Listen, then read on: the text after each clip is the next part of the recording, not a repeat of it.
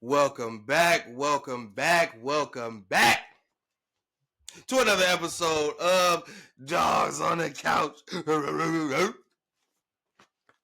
Please like, comment, share, subscribe. Any agreements or disagreements, please let me know down there in the comment section. I love a good debate. All right? And I'll be looking for them. And people for some reason when it come to getting in front of this camera and giving your takes and your opinions, it makes people scared.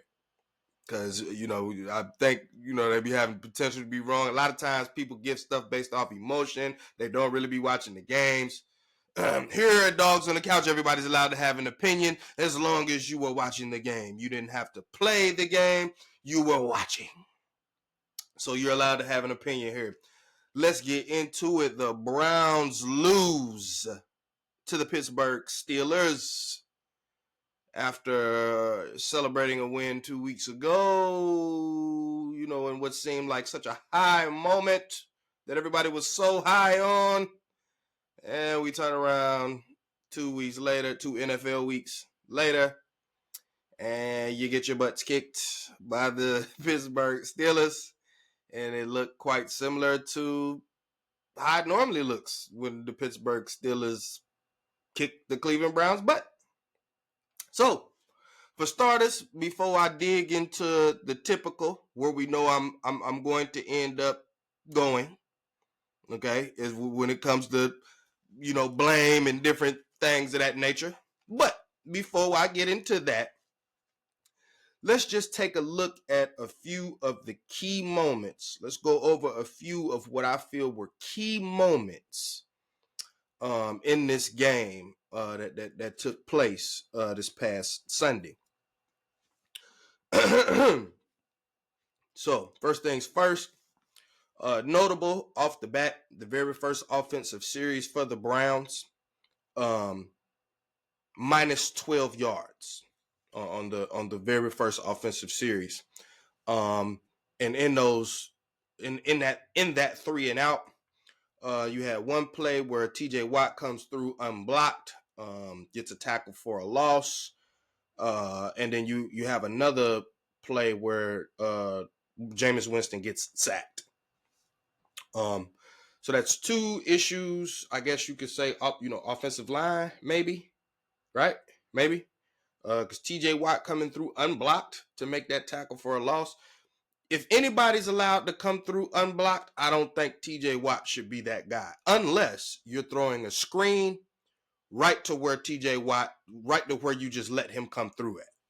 If that was the case, then I would probably agree, because that's typical, what offenses do. If they're going to leave the player unblocked, typically they throw a screen pass right where this guy just came from.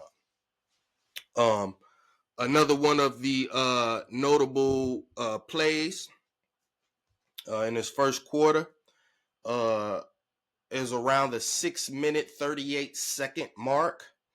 On first down, you get a near interception that was almost thrown by Jameis Winston. He has these every game he plays.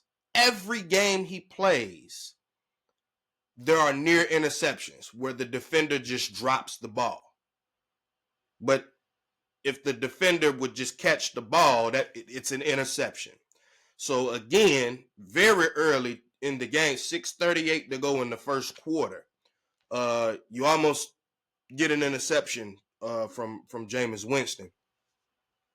Now, to make it better, since he didn't give you the interception in the first quarter, come the second quarter, Jameis Winston does give you his first interception of the game. And I'd like to make note that this interception came on a screen where he double pumps, and then instead of all of the good quarterbacks, I ain't even gonna say just the elite ones, all of the good, competent NFL quarterbacks They do two things here. One is the world renowned throw the ball at the running back's feet or whoever is supposed to be getting the screen pass. Just throw the ball at their feet. Just throw the ball at their feet. It's sort of like grounding the ball, but it's grounding it legally, so to speak. You just throw the ball at his feet. That's all you got to do, and you live to play the next down. Instead, Jameis double pumps and then floats a ball to a running back who's nowhere near open.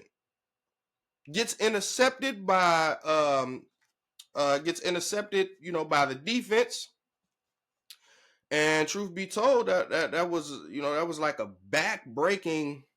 It's like a back-breaking play, if you will, because up until that point, the Browns actually had the lead 7-3 in this football game. So you kind of had a window of opportunity for yourself if you could just play solid, competent, complementary football. Just, you don't have to do anything special. You don't have to throw for 500 yards. Just take care of the football. Like, that's pretty much all you got to do because we got the lead. It's 7-3. So at this point, I don't need 500 yards passing. I just need you to take care of the football. That's it.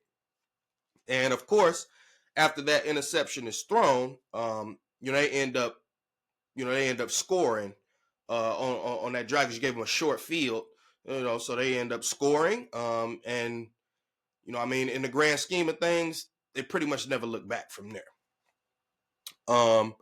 So as we move on to a few other key points in the game, we got Jameis Winston taking a sack with about 3 minutes and 1 second to go in that second quarter. That was on second down, and he had a check down that was wide open. And instead of throwing the check down, he takes a sack for whatever reason. I don't know. I would have preferred him to take the sack on that interception that he threw.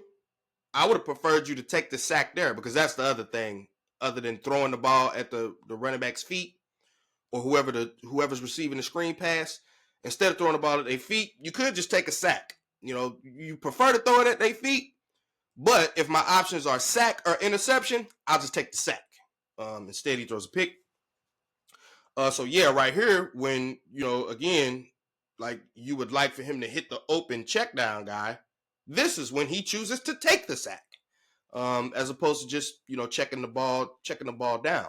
However, on 3rd and 12, he ends up getting flushed from the pocket because this is the very next play. He ends up getting flushed from the pocket, and ends up completing the pass downfield, and you get a first down and you put yourself, in pretty decent position.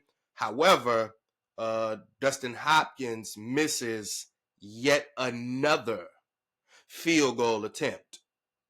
I repeat, Dustin Hopkins misses yet another field goal attempt. Let's throw a little bit of tidbit in there to go along with that. He leads the league in missed field goal attempts. He leads the league in missed field goal attempts. Another tidbit to go with that, he has the second worst percentage as far as made field goals. He has the second worst percentage in the entire NFL, in the entire league. He has the second worst. So he's missed the most kicks, and he has the second worst percentage in the entire NFL. Mind you, this is a guy that we gave an extension to. We paid him. So Deshaun Watson wasn't the only guy we was giving money to. Okay? Yes, we extended Dustin Hopkins after, 1 year, because previous to the last year that he had, he was mediocre at best, and he really wasn't good when it came to long distance kicks. He had one good year. Not one good year. He had a great year. He had one great year. And then the Browns immediately extend him, give him nice money, give him a great bag. and the guy can't kick the ball into the ocean.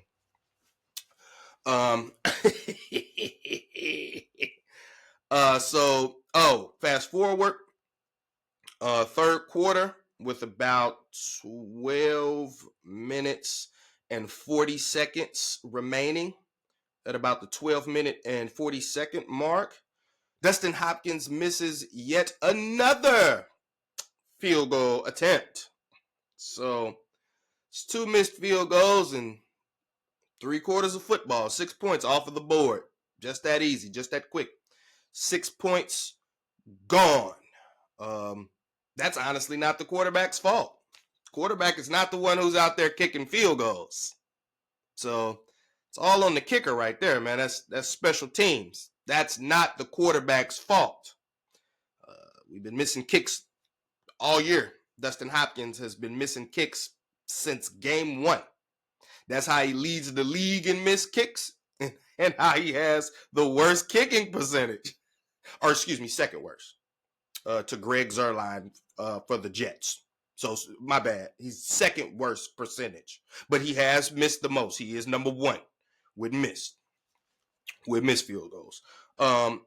Another small tidbit that I thought was important in this game to point out, especially when we're talking about the differences in quarterback, and to kind of reiterate some of the things that I've said on previous episodes, where a quarterback is not about how many yards you can throw for, or if you want to have a winning football team, the number 1 priority shouldn't be, well, how many yards is your quarterback throwing for? Throwing for a lot of yards doesn't equal success. It doesn't equal wins. So this tidbit I wanted to point out at about the 12-minute 36-second mark after we've missed that field goal. Russell Wilson gets pressured on like a similar screen type play, like a similar screen pass type play. What does Russell Wilson do? Instead of double clutching and then still trying to float a pass in that has 0 chance of making it and 100% chance of being intercepted, Russell Wilson chooses to throw the ball at the feet of the receiver, who the person who's going to be the receiver on the screenplay, just throws the ball at their feet in the dirt. You live to play another down. That kept that drive alive. And then later on in that same drive, they end up scoring a touchdown. So that's a 6-point swing just off of one play, off of one competent decision as a quarterback. Because like I said on previous occasions, the most important job, your number 1 job as a quarterback, is to protect the football before anything else, before throwing for 500 yards, before being able to see all of the field and do all of that, before anything else, man. The number 1 job of the quarterback is to protect the football. That's the number 1 job before anything else. Got to protect the football. So I wanted to point that out because we literally had the exact opposites. Our quarterback is careless with the football on the same style of play, call. He's careless with the football, throws an interception, which leads to 7 points coming the other direction, whereas Russell Wilson makes the smarter, just standard football play, not trying to do anything extra here. I don't need to throw for 500 yards. I don't need to do that. Instead, I'm just going to throw the ball at the feet of my pass receiver here, and I'm going to live to play the next down. And lo and behold, you keep the drive alive, and that drive ends up in 7 points for your team instead of 7 points against your team. Another stat that they brought up around this time in the game was one that we had mentioned before, but it's actually carried over into this game, and it's even more advanced. Before, it was the last 19 games we hadn't had a 100-yard rusher. This one, excuse me, was the last 20 games we hadn't had a 70-yard rusher. So in 20 games, you haven't had a 70-yard rusher. In 20 games. Last I checked, Ken Dorsey only been calling plays for about 6 games. Yeah, because Jameis Winston is 2-4. So yeah, 6 games. Ken Dorsey been calling the play. So 6 of those games Ken Dorsey could be responsible for out of the 20 and not having a 70-yard rusher. But those other 14 games, that's on Kevin Stefanski. He was the one calling the plays. Why we ain't had no 70-yard rusher? Kareem Hunt getting 70-yard rusher over there in Kansas City, and we didn't give him a look. We let him go. We didn't want him. We said he was washed. He's done. He's washed. He's done. He doesn't have it. That's what we said about him. Oh, he's washed. He's done. He doesn't have it. That's what we said about him. I don't know, but I do know that he's had a 70-yard rushing game this year. A couple of them. I do know that much. So you got that, you got that to chew on, pause. The next key play in the game at about 5 minutes and 46 seconds in the third quarter, we have a 4th and 1 that we end up going for. And this particular play here screamed Kevin Stefanski. Now, I don't know if he's the one who actually, dialed in on the headset and slid this play in. I don't know. I do not know. However, this is the exact stuff that I used to complain about all the time when I was complaining about Kevin Stefanski and his play calling. On 4th and 1, instead of just, you know what, we gonna line it up. We got Nick Chubb. You also got Deontay Foreman, who you was using the return kicks and punts when he's really like a bruiser back. He's like a bruiser running back. Like, that's what he is. So, like, you got him on the team, and instead of, trotting him out there to do some bruising running on 4th and 1, you had him at one point earlier returning kicks and punts. I don't get that. But again, on 4th and 1, instead of, hey, man up, mano y mano, get on the line, fire off the line, and push your man back. Put your man on his backside. This is man up football right here. This is your rival. Y'all been back and forth with the tweets. George Pickens and Greg Newsome, and y'all tweeting back and forth. I don't like you, you don't like me. Y'all was celebrating on us last time y'all won. We can't wait to see you again. Mano y mano, right here, right now. This is where you can line up and tell them, put up or shut up. 4th and 1, smash mouth. Let's show them that they not ready for us. Let's show them that the last time we beat them on Thursday night, that it didn't have nothing to do with it snowing, and we don't care what their opinion was. We beat them fair and square, and we'll beat you again, just to show you that it wasn't a fluke. That would be the type of mentality I was in coaching mode for a second there. That would be the mentality that I would have. That would be what I would be coming to my team with. Instead, on 4th and 1, we run a fake. We had like 2 running backs back here, and then we do like a fake to this running back and then try to hand it to this one, and the play gets blown up. And of course, turnover on downs. The trickerickery. 4th and 1, we want to run a trick play. We want to fake and then do a fake over here, and then why are you faking on 4th and 1? On 4th and 1, don't fake anything. On 4th and 1, listen here. You know what the Philadelphia Eagles do on 4th and 1? On 3rd and 1. 3rd and 1 and 4th and 1. You know what the Philadelphia Eagles do? They just line up, and we about to just push our way to the first down. That's what they do. They don't complicate it. They don't have to get extremely complicated and try to outthink the opponent and I'm going to trick you. No. The Philadelphia Eagles said, you know what? It's just 1 yard. Yeah, we're just going to line up and push them back. Go ahead. Go ahead. QB sneak. Or, you know what? We ain't going to call it the sneak. We're going to call it the tush push. Or the brotherly shove. Whatever they want to call it. That's what they do every time. I'm yet to see them line up like they're going to run the brotherly shove, and then run a trick play off of it. I haven't seen that yet. Now, it could exist. That particular play could exist. I'm just saying I've never seen it. Every time I see them line up for the tush push, pause, that's exactly what they run. That's exactly what they do. And I believe it's been stopped once before, but again, I've never seen it. I think it's been stopped one time before, though. I think somebody stopped it once. But outside of that, I've never seen anybody stop it. And they do the same thing, and you know what's coming. There's no trickery about it. There's no trickeration about it.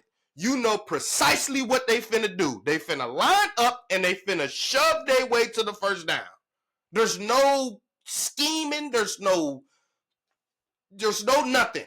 That's just mano y mano football. I feel like my guy is better than your guy. That's all that is. There's no special formula that they doing when it come to these third and short, fourth and short. They just say, oh, look, we just about to line up and push our way to the first down. But for some reason, we do trickery on fourth down. In my opinion, that was Stefanski's. That was a Stefanski play. And maybe Ken Dorsey was the one who saw it on the sheet and called it, but that is definitely a Kevin Stefanski play. Definitely. Especially on 4th and 1. I've seen it from him too many times when he was the person calling plays. So I know that's one of his plays. Now, Ken Dorsey, you a fool. If you the one who called it, you a fool for calling that play. But Kevin Stefanski, that's your play, buddy. I don't think that play is in Ken Dorsey playbook anywhere. Now, if it was a fake and then a pass, then I would think that might be, that might have been something that Dorsey drew up. But the fact that it was like a fake pitch, then a hand up, nah, Stefanski, that's you, buddy. That's you. And it didn't work. And then at this particular point in the game, in the third quarter, around about that, 5 minute, some change mark somewhere around there, I actually jotted down, I said, the narrative for some will be, oh, the defense isn't doing their job. The defense, Jim Schwartz, the defense. I didn't really have any problems with the defense, man. I mean, I always err on the side of what I feel about the defense is as long as the defense, when they need a stop. So if it's 56, the score could be 56-56. If right here, right now, the defense need a stop to get the ball back to their offense with a chance to win the game, and the defense get the stop and get a ball to the offense, in my opinion, defense did their job. I could care less that they gave up 56 points. When you needed the stop, they got the stop for you. That's what I kind of rate my defenses on. There really ain't finna be no just extremely sweet lockdown defenses like that. Don't really exist too much anymore. Every now and again, you'll find a team that has a great defense for 1 year, but it's very rarely duplicated year after year after year. That kind of goes to the Pittsburgh Steelers. They're pretty much the only team that consistently has like that kind of defense. And I believe that's because they've consistently had those kinds of players on defense. It seems they're able to identify players who fit the Pittsburgh Steelers way of playing football, especially on defense.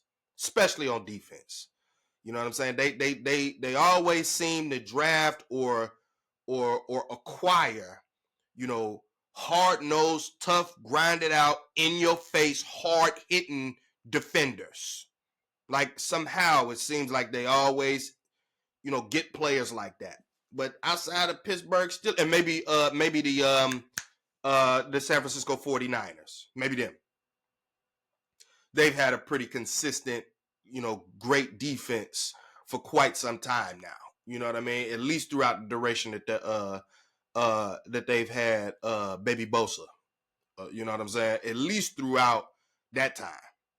And Dre Greenlaw. You know what I'm saying? On the linebacker side, they got another sweet. They had another nice linebacker too. His name slipped my mind at the time. But anyway, those are like the two anomalies. But just think that you finna have a sweet defense every year. Like, it really don't happen like that.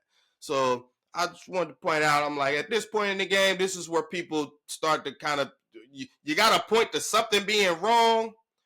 And you don't want to point to the head coach because you've already just, he's won 2 Coaches of the Year awards. He can't go. He's untouchable. So you already did that. Then you already said that, well, it's the quarterback. The quarterback's the problem. And then your quarterback playing like trash. Brand new quarterback, brand new offense, brand new everything. Quarterback still look like trash.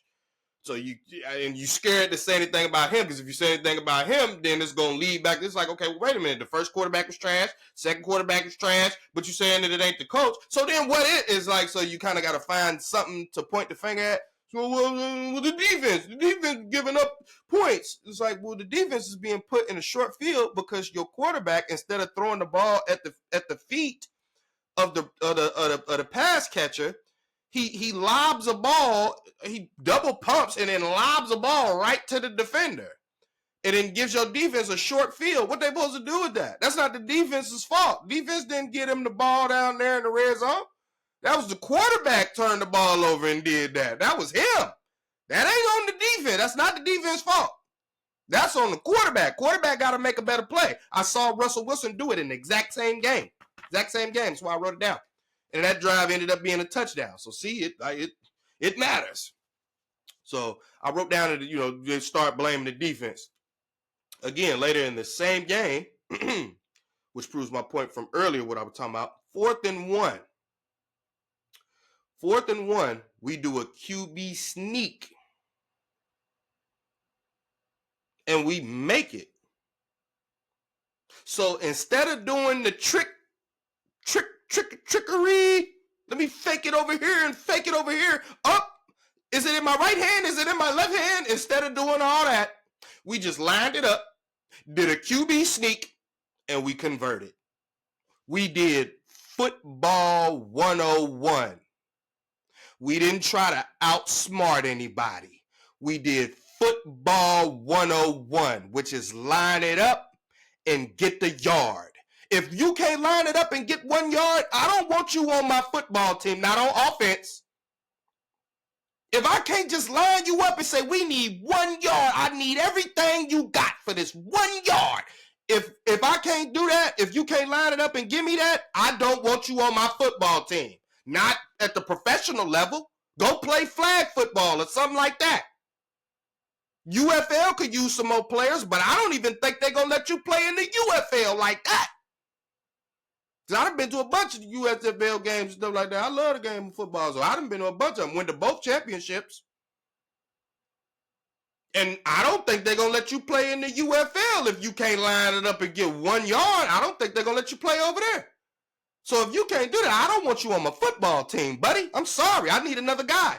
I bet you they wouldn't tolerate that with the Pittsburgh Steelers. If you can't line it up and get 1 yard, I bet you they wouldn't tolerate that over there. So here we, on this 4th and 1, we run a QB sneak and we get it. And then, even though I don't really like Romo's commentary all the time, because sometimes Romo just be saying stuff just to fill dead air. So he just be saying stuff. Because at one point he was saying that Bubba, and he was speaking about Bubba Ventrone, our special teams coach. Yeah, Bubba's a good coach. No, he's not, bro. Have you seen the Browns special teams this year? It's terrible. So, like, you just saying something just to, like, feel dead air. You just saying stuff just to be saying stuff. You saying stuff that ain't even true, bro. Like, don't do that. That's not true. Even with that being said, though, after we do the QB sneak and convert this 4th and 1, Romo makes a statement, something along the lines of like, this is what I prefer. Instead of doing the other stuff, just rely on your big guys up front. Football 101. It's that simple. Football 101.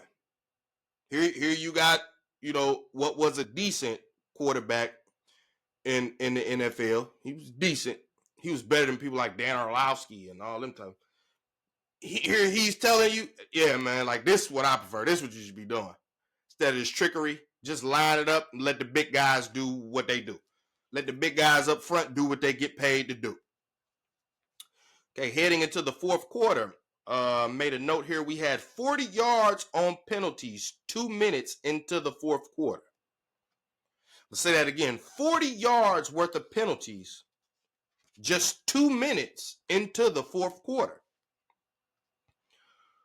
One of the things that plagued this team pretty much all season long, it dwindled slightly when we made the change at play caller, which everybody seems to ignore because the only thing they want to acknowledge is the change at quarterback. And the exact same time we changed quarterbacks, that's the exact same time we changed play callers. So it dwindled a little bit when we changed play callers, but slowly but surely it started to rear its ugly head again. And whereas before, you could probably give Stefanski some grace with that, saying, well, he has a lot on his plate. He's got to be involved with the offense and the play calling, so maybe he can't necessarily discipline the way that other head coaches can because he has this other stuff on his plate to deal with. He's not just the head coach, he's the play caller as well, offensive coordinator. Well, you're not calling the plays anymore, Stefanski.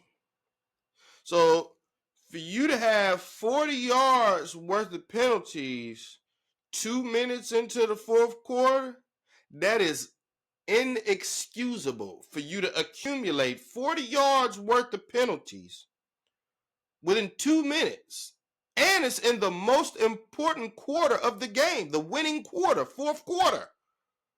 When you running all the wind sprints and you're doing all the drills and stuff, that's what they say. You gotta be mentally tough. When you line up there, you gotta be mentally tough. Let them be the ones to jump off sides, not you. Let them be the ones to not mentally be focused. Let them be the ones to do that, not you. That's what you're supposed to be teaching your team if you a good head coach. Like if you want to be a successful head coach, if you want your team to be successful, this is the type of stuff you gotta be telling them. Like, hey man, this fourth quarter, this money time right here. And we making penalties? 40 yards worth in 2 minutes? This is inexcusable. Like I said before, it was a couple times before where it was certain penalties like Jedrick Wills. You get 2 false starts in the same game. I'm sitting you down, buddy. Sit down over here by me. You're not doing nothing while you out. You ain't doing nothing while you're out there. You a turnstile and you can't stay on side. Come sit next to me. It's that simple. Come sit next to me because you sure not helping us win. So what's the point in me having you out there? You're not helping us win. So come sit by me. So the penalties, again, big problem here. Believe we finished the game. With nine penalties. Yeah, 9 penalties we finished the game with. 9. It's too many. Yet again, 2nd and 10, with about 10 minutes and 41 seconds in the fourth quarter, down 27-7. We run a halfback draw.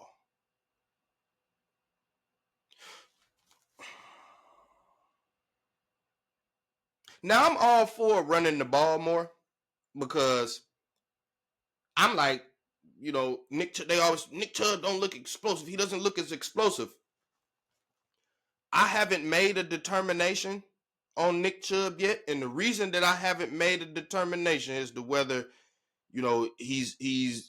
he recovered from the injury or he hasn't, or if he's still the same Nick Chubb, or he's washed or he's not. I haven't made a decision, and the reason that I haven't been able to come up with the accurate decision, or depiction of what he is because he only gets about 11 or 12 carries a game.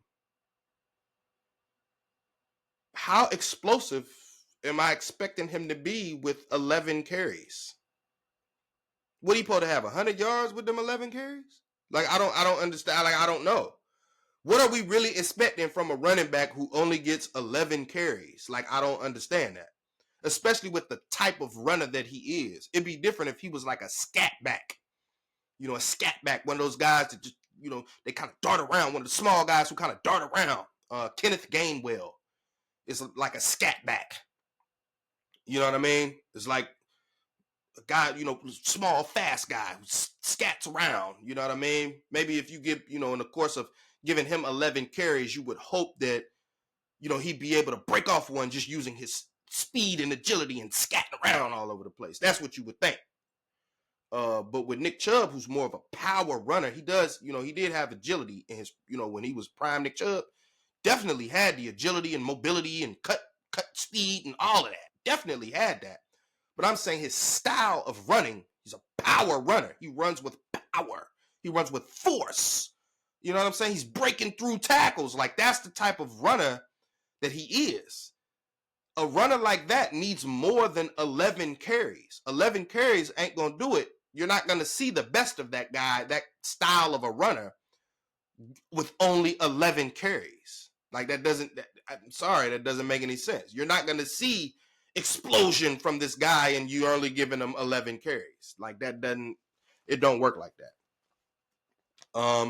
And then immediately after the halfback draw on 2nd and 10, with 10:41 in the fourth, down 27-7, when you should be running the ball, in my opinion.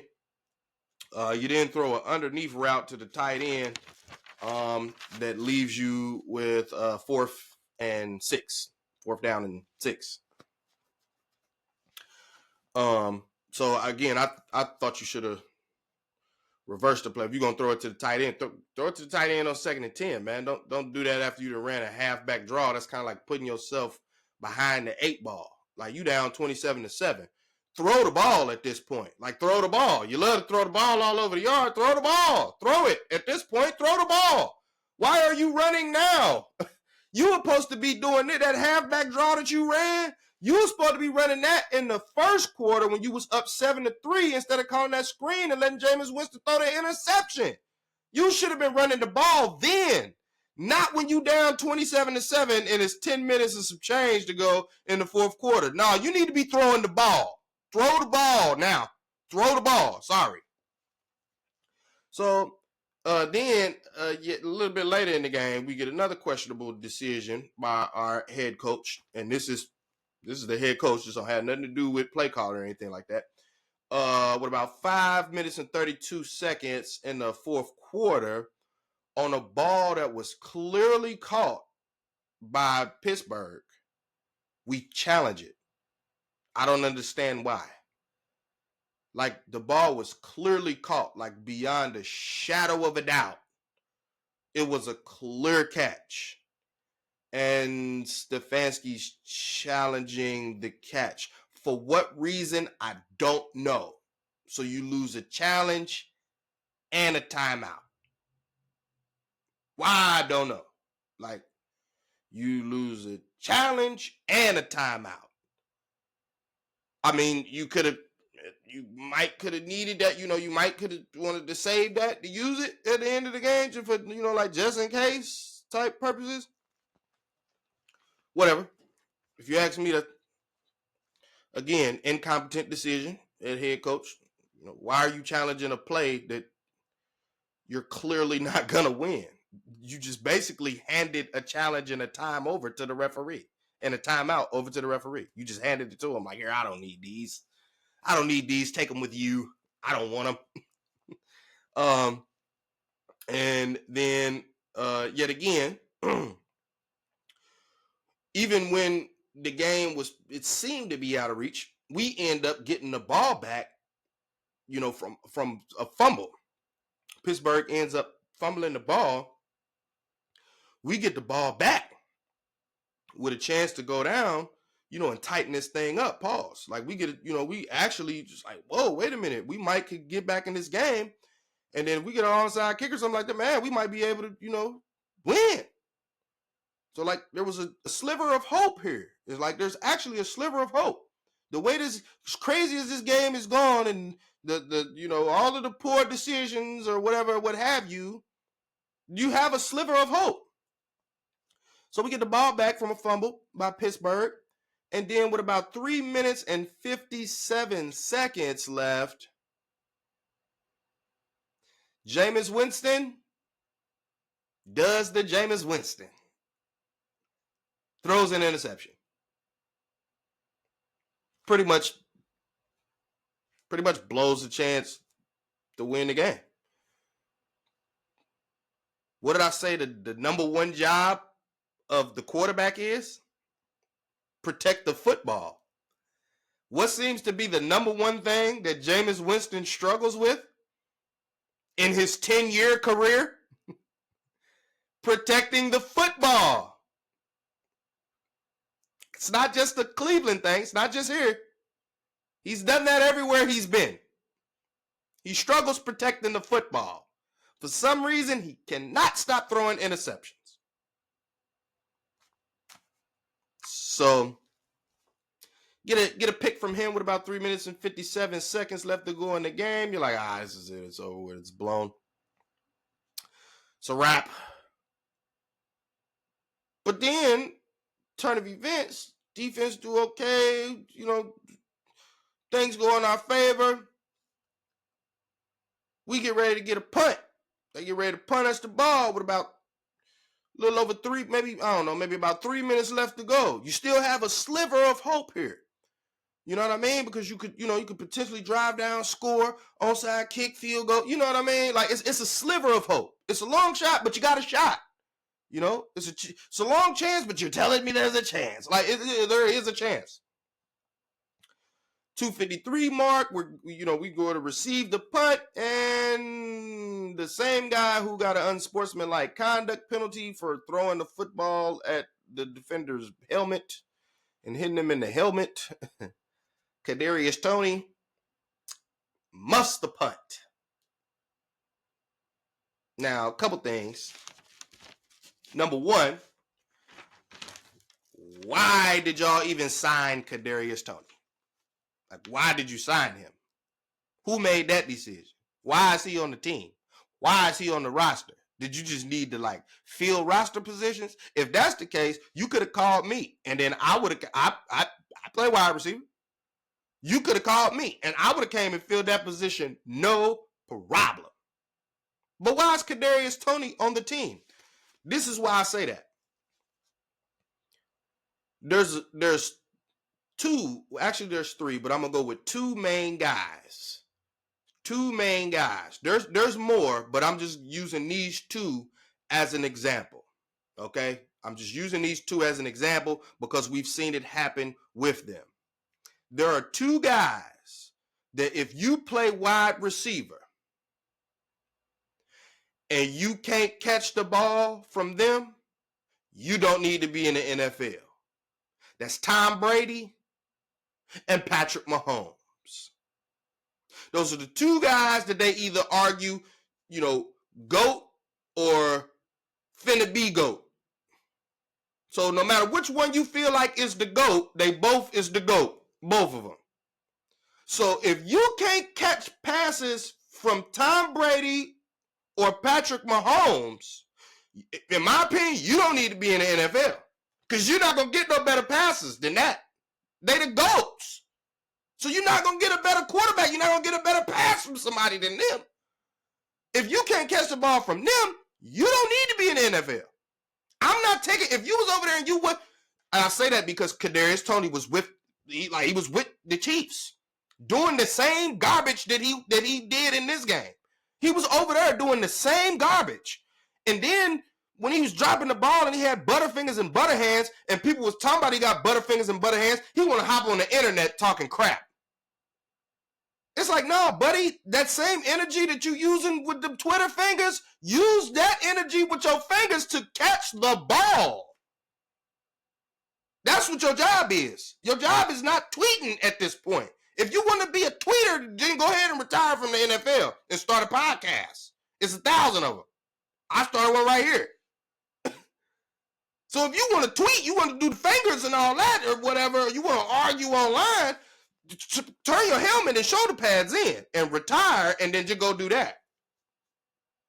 But he was doing the same thing with the Chiefs, dropping the ball, pouting, complaining, talking crap on the internet. They was tired of him and they like, you know what, bro, get up out of here. We don't need you, bro. We don't need you.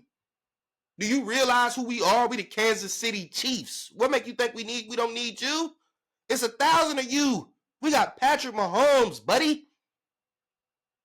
Then what do the Browns do? Oh, let's get Kadarius Toney and let's see what he has. What?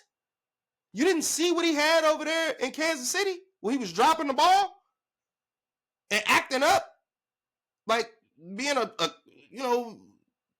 menace? You didn't see that over there?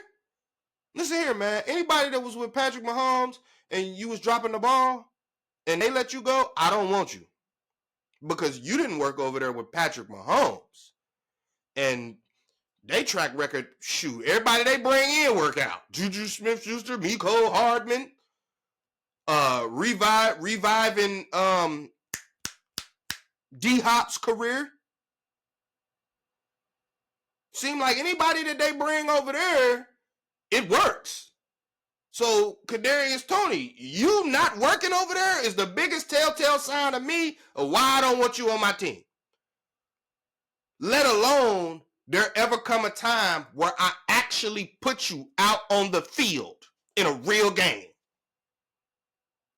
Preseason, maybe I'll put you out there because I don't want one of my starters to get hurt. Retarded punts. So go ahead. And I don't care if you muff it, it's the preseason. But in a real game, I would never put you on the field. I wouldn't have you on my team. But even if you was, just I'm filling the roster spot, I am not about to put you in the game, bruh, to do anything, Kadarius Toney. I'm not putting you in the game to run down on kickoff.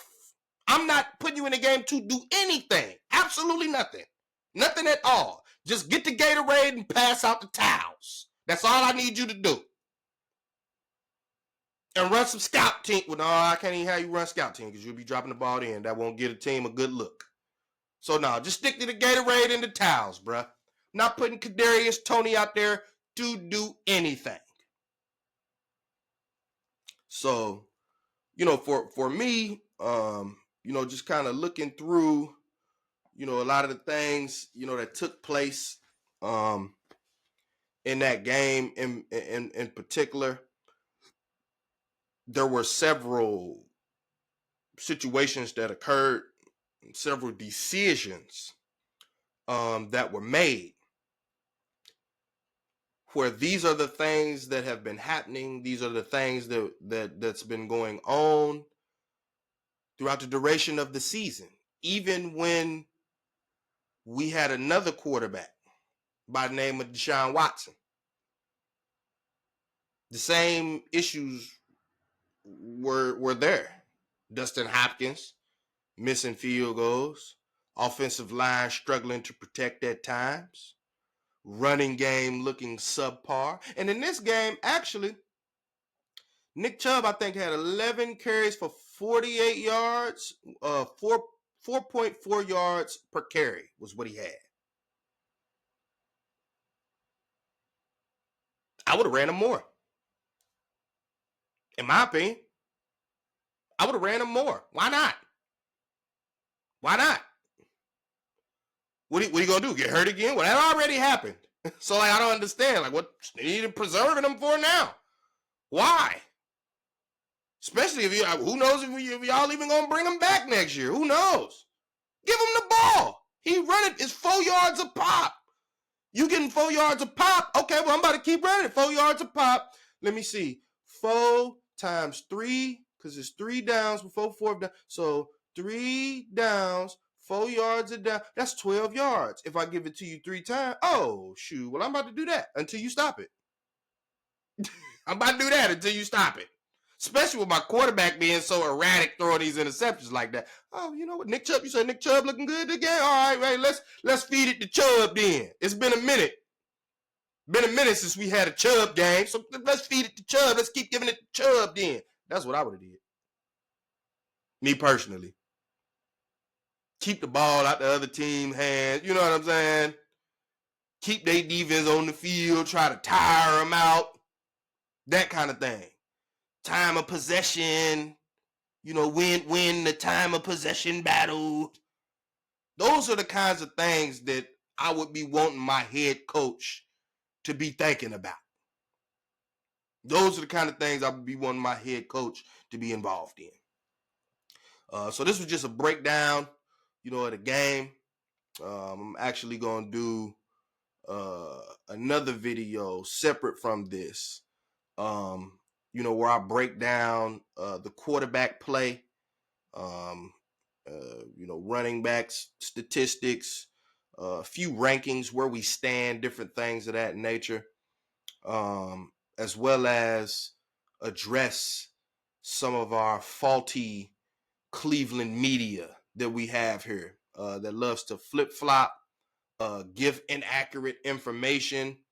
Yeah, so I'm gonna have to address a few of those things in this next video. So that's the assessment of this past Sunday's game between the Browns and the Steelers. Yet again, like I say, Browns end up losing. They had a perfect chance to prove that it wasn't a fluke. You winning on Thursday night with the snow and all that other stuff. And they laid an egg. Not only did they lay an egg, but quarterbacks out there throwing more interceptions. When earlier in the season, after that first Baltimore game, all you heard from anybody was, see, look. All you had to do was change the quarterback. See. All you had to do was change the quarterback. See, it's not Stefanski. See, it's Deshaun Watson. If you just change the quarterback, look at there. Look at that. Yeah, look at it. When we changed the quarterback, we 2-4 in 6 games. So in 7 games with the other guy, we was 1-6. Oh, you gotta get out of here. We gotta. But in 6 games with the new guy and a new play caller, we 2-4. So you won one more game. Woohoo! That's a big difference. I'm gonna address that in the next video, man. Dogs on the couch, signing off, baby.